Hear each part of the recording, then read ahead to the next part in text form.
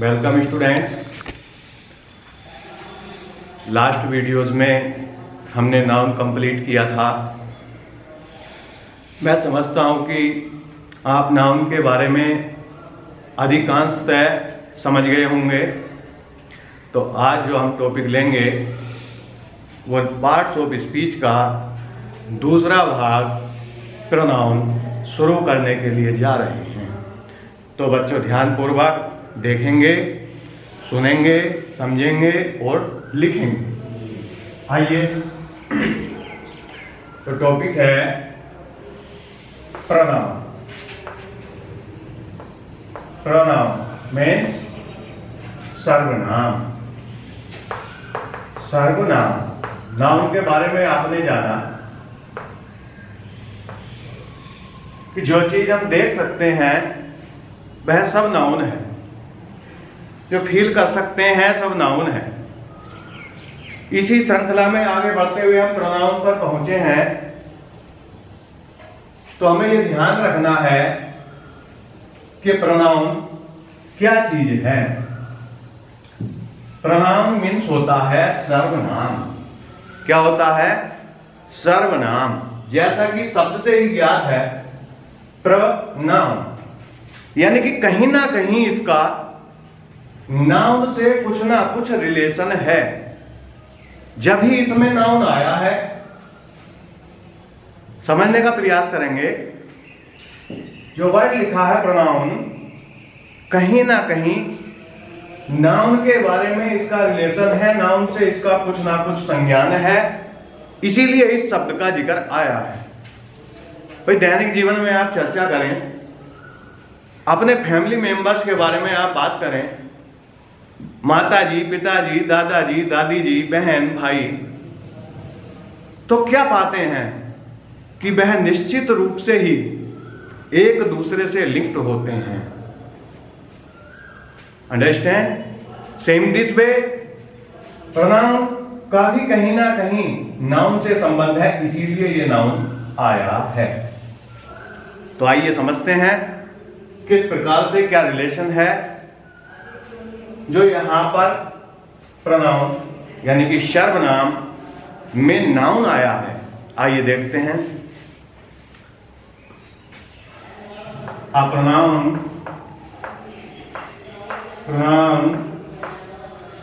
is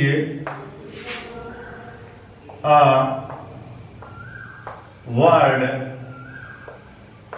used instead of a noun. Of a noun.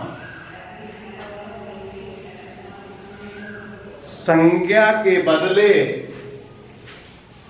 प्रयुक्त होने वाले शब्द को सर्वनाम कहते हैं।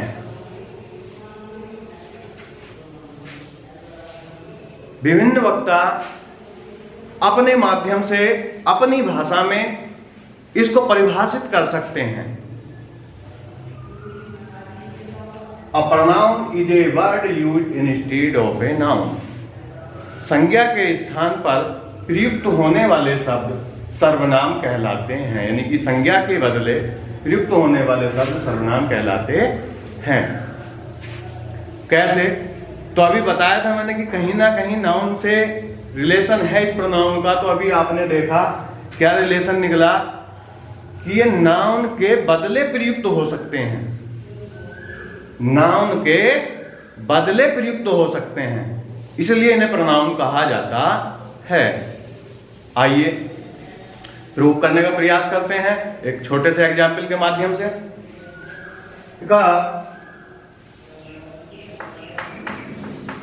Ram is a student. बच्चों, स्टूडेंट मीन्स होता है विद्यार्थी। राम एक विद्यार्थी है। He is reading a book। वह पुस्तक पढ़ रहा है। Ram is a student, Ram एक विद्यार्थी है। He is reading a book, वह पुस्तक पढ़ रहा है। कौन पढ़ रहा है पुस्तक? राम। कौन पढ़ रहा है पुस्तक? राम। राम के लिए हमने क्या वर्ड यूज किया? ही। क्योंकि आपको पहले बताया गया था मैस्कुलिन जेंडर के लिए प्रोनाउन ही का प्रयोग करते हैं और फेमिनिन जेंडर के लिए प्रोनाउन सी का प्रयोग करते हैं। That is clear? तो ध्यान दीजिए, Ram is a student, Ram एक विद्यार्थी है। He is reading a book, वह एक पुस्तक पढ़ रहा है। कौन पढ़ रहा है? राम। तो राम के लिए क्या प्रयुक्त हुआ? ही। तो ही हमारा क्या हुआ? प्रोनाउन। बात क्लियर हुई? एक अन्य एग्जाम्पल ले लेते हैं। Sita is a player, she lives in my city। देखिए बच्चों, Sita is a player, Sita एक खिलाड़ी है। She lives in my city, वह मेरे शहर में रहती है। कौन रहती है मेरे शहर में? किसके बारे में चर्चा चल रही है? सीता की। सीता के लिए क्या प्रोनाउन यूज किया? सी। अंडरस्टैंड? अभी बताया था फेमिनिन जेंडर के लिए प्रोनाउन सी का प्रयोग करते हैं। बात क्लियर हुई? हो गई? समझिए। अब प्रश्न यहां पर उठ जाता है, ध्यान से समझने वाली बात है बच्चों। यहां पर प्रश्न बन जाता है कि आखिर प्रोनाउन का प्रयोग होता क्यों है? प्रोनाउन का प्रयोग भाई होता क्यों है? इसकी आवश्यकता क्यों पड़ी? नाउन से ही काम चला लेते, प्रोनाउन का निर्माण क्यों करा? क्यों लाया गया प्रोनाउन? ये क्वेश्चन यहां पर बन जाता है। आपसे कोई पूछ भी सकता है, जानकारी भी कर सकता है। तो आपके माइंड में ये बात होनी चाहिए कि प्रोनाउन का प्रयोग क्यों किया जाता है। देखिए बच्चों, सौंदर्यता जीवन का विभिन्न अंग है। चाहे वो किसी वस्तु की सुंदरता हो, चाहे किसी व्यक्ति की सुंदरता हो, चाहे प्रकृति की सुंदरता हो। जिस प्रकार से एक भवन को सुसज्जित करने के लिए, एक बिल्डिंग को सुसज्जित करने के लिए उसको अच्छे से पेंटेड किया जाता है, रंग रोगन किया जाता है और उसके बाद वो देखने में सुंदर लगने लगती है। इसी प्रकार से स्टूडेंट्स ग्रामर को, इस ग्रामर को, व्याकरण को, इसकी सुंदरता बनी रहे, उसको बनाए रखने के लिए प्रोनाउन का प्रयोग होता है। अर्थात जो मैं बोलने के लिए जा रहा हूं उसको बहुत ध्यानपूर्वक समझेंगे। नाउन की रिपीटेशन को रोकने के लिए, नाउन की रिपीटेशन को रोकने के लिए, यानी कि पुनरावृत्ति को रोकने के लिए प्रोनाउन का प्रयोग किया जाता है। दोबारा सुनिए, नाउन की रिपीटेशन को रोकने के लिए प्रोनाउन का प्रयोग किया जाता है। बात स्पष्ट हुई? क्यों किया जाता है प्रयोग? नाउन की रिपीटेशन को रोकने के लिए। कैसे? Ram is a student, Ram एक विद्यार्थी है। अगर हम यहाँ पर प्रोनाउन यूज ना करके नाउन ही यूज कर दें, राम इज स्टूडेंट, राम एक विद्यार्थी है, Ram is reading a book, Ram पुस्तक पढ़ रहा है, Ram is going to school, Ram school जा रहा है, Ram is writing a letter, Ram पत्र लिख रहा है, तो क्या ये सब अच्छा लगेगा? नहीं ना। इसीलिए बच्चों बार बार नाउन की पुनरावृत्ति ना हो, रिपीटेशन ना हो, उसको रोकने के लिए प्रोनाउन का प्रयोग किया जाता है। मैं समझता हूं अधिकांश बच्चे समझ गए होंगे प्रोनाउन क्या चीज है। आइए अब काइंड्स ऑफ प्रोनाउन यानी कि प्रोनाउन के प्रकार, इसके बारे में हम अध्ययन करते हैं, देखते हैं।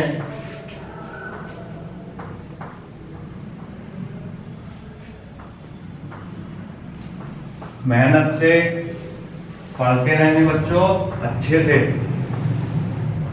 चलिए, सुंदर राइटिंग में नोट करना है, जल्दी नहीं करनी है, बहुत अच्छे तरीके से नोट करेंगे। और मैं समझता हूं कि नोट करते ही करते आपका याद भी हो जाएगा, ऐसा मुझे विश्वास है।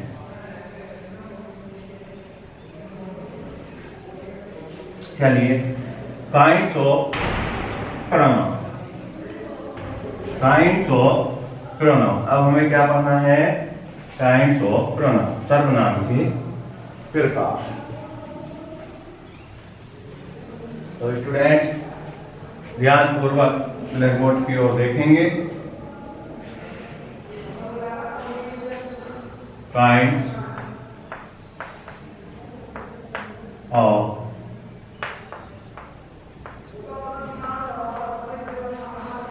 प्रोनाउन, सर्वनाम के प्रकार, सर्वनाम के प्रकार। देखिए बच्चों, जूनियर क्लासेस में 5 पार्ट दिए हैं इसके, और जो 5th पार्ट है उसमें भी 2 पार्ट कर दिए गए हैं। अभी आप उसको देखेंगे, लेकिन मैंने प्रयास किया है कि जितने इसके पार्ट्स मैक्सिमम हो सकते हैं उतने पार्ट्स आपको लिखाया जाए। तो there are 11 parts of pronoun. 11 भाग होते हैं, कौन कौन से होते हैं पढ़ते हैं। आइए, first personal pronoun, PERSONAL, personal pronoun, पुरुषवाचक सर्वनाम, पुरुषवाचक सर्वनाम, पुरुषवाचक सर्वनाम कौन से होते हैं? एग्जाम्पल के माध्यम से समझेंगे। I, we, you, they, he, she। यहाँ पर हम काइंड्स जब लिखेंगे तो इसके साथ साथ कुछ एग्जाम्पल के बारे में भी हम पढ़ते हुए चलेंगे। बाकी डिटेल्स इसके 11 पार्ट्स लिखने के बाद ही शुरू करेंगे हम एक एक करके, और मैं समझता हूं कि जो आपके स्टैंडर्ड के अकॉर्डिंग है वहां तक हम इसका अध्ययन करेंगे। तो फर्स्ट जो हमारा पर्सनल प्रोनाउन, पुरुषवाचक सर्वनाम, क्या बताया? पुरुषवाचक सर्वनाम, पर्सनल प्रोनाउन। क्या हुआ? Personal pronoun. Second, demonstrative pronoun, DEMONSTRATIVE।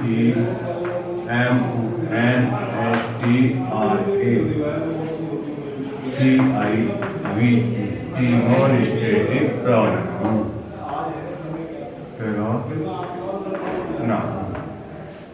संकेतवाचक सर्वनाम, संकेतवाचक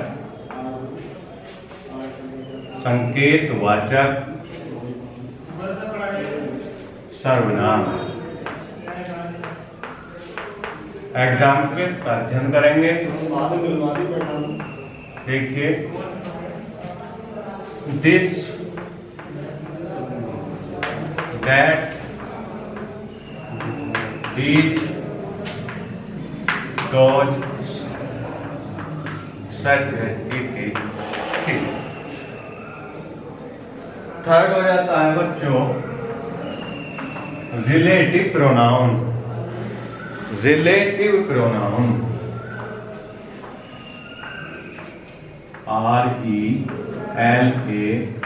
RELATIVE, रिलेटिव प्रोनाउन। संबंधवाचक, संबंधवाचक, संबंधवाचक सर्वनाम, संबंधवाचक सर्वनाम। देखिए, ध्यान पूर्वक समझना है। who, whom, whose, etc। Fourth है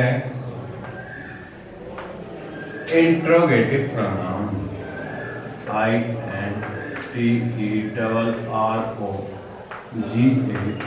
INTERROGATIVE, interrogative pronoun. Interrogative pronoun प्रश्नवाचक सर्वनाम, प्रश्नवाचक सर्वनाम। नेम से ही क्लियर है, प्रश्न पूछने का काम करते हैं। who, whom, which, etc। 5 part इसका हो जाता है reflexive, REFLEXIV, reflexive pronoun, PRONOUN, pronoun, reflexive pronoun. निजवाचक सर्वनाम, निजवाचक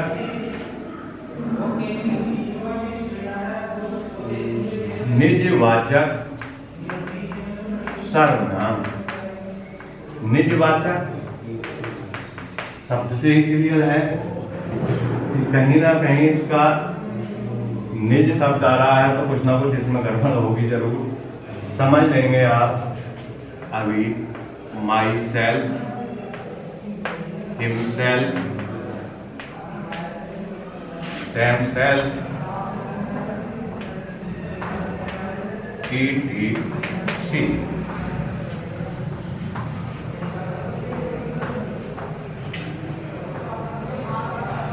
चलिए अब 6 emphatic pronoun EMPHATIC,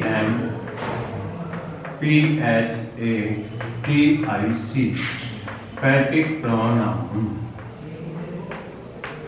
दृढ़ता सूचक, दृढ़ता सूचक सर्वनाम, सर्वनाम। शब्द यही हैं, परंतु योरसेल्फ, माईसेल्फ, हिमसेल्फ यूज के अकॉर्डिंग ही इनका नामकरण होता है। इनको जो नॉमिनेट किया जाता है वो इनके यूज के अकॉर्डिंग ही किया जाता है। आप देख रहे होंगे हु, ठीक। ऐसे ही माई सेल्फ यानी कि एक चीज दो जगह यहां पर यूज हो रही है। क्यों? कि इनका जो है यूज के अकॉर्डिंग ही, प्रयोग के अनुसार ही नामकरण होता है। आइए अब देखते हैं 7 पार्ट। पर्यायवाची प्रोनाउन POSSESSIDE पर्यायवाची प्रोनाउन। अधिकारवाचक सर्वनाम, अधिकारवाचक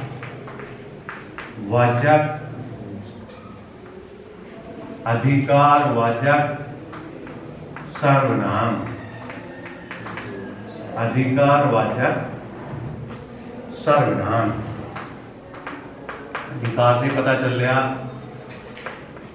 माइन, आवर्स, योर्स, ETC। कितने में लिखते चले जाओ।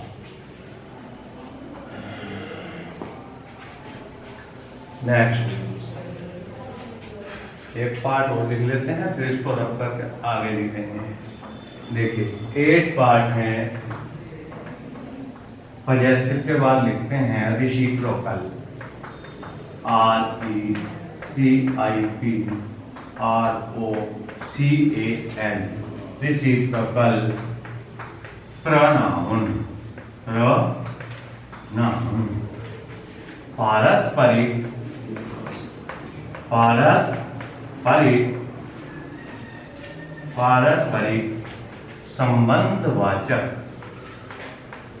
संबंधवाचक, पारस्परिक संबंधवाचक सर्वनाम,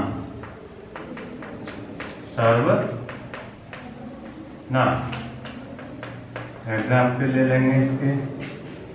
ईच अदर, वन अनोदर,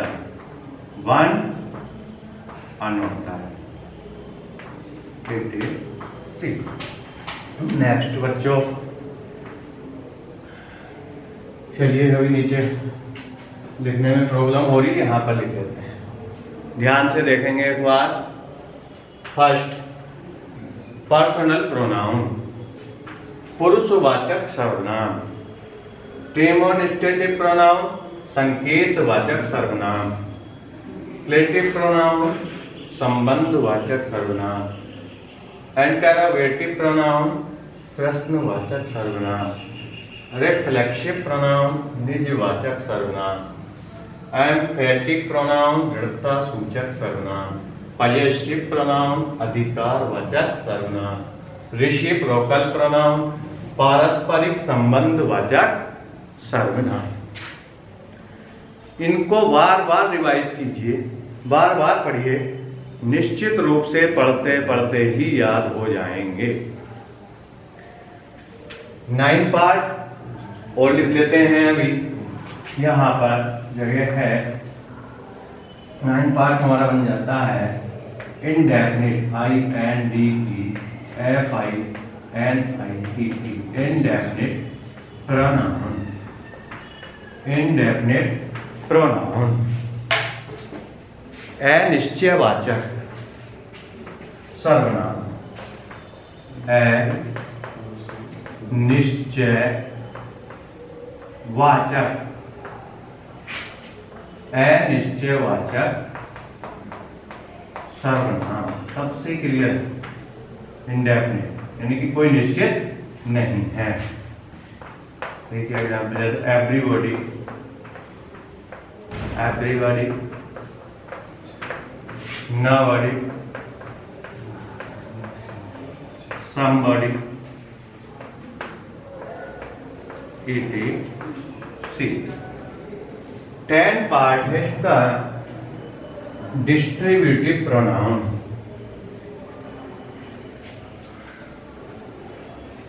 ठीक है, नोट करेंगे सुंदरता पूर्वक नोट करेंगे। 10 पार्ट्स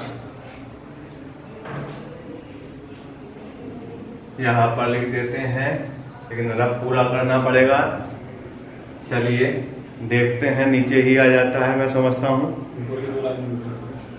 इसमें, क्योंकि हो सकता है कि आपको देखने में प्रॉब्लम हो, इसलिए मैं ऊपर से रब करके यहाँ पर लिख देता हूँ।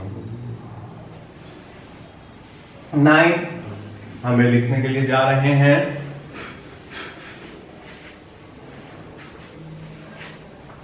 अच्छे से लिखेंगे, सुंदर राइटिंग में।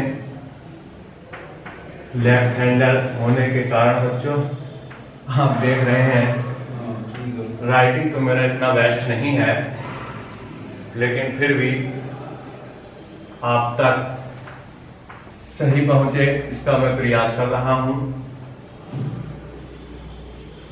नेक्स्ट चलिए, 10 पार्ट्स हो जाता है हमारा डिस्ट्रीब्यूटिव प्रोनाउन। DISTRIBUTIV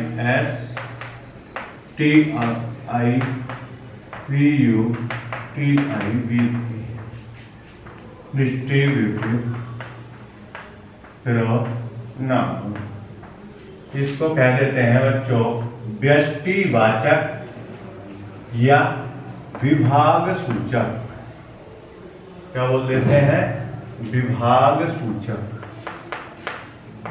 यानी कि बांटना। सर्वनाम क्या लिखा? Distributive pronoun. Distributive pronoun example each, every,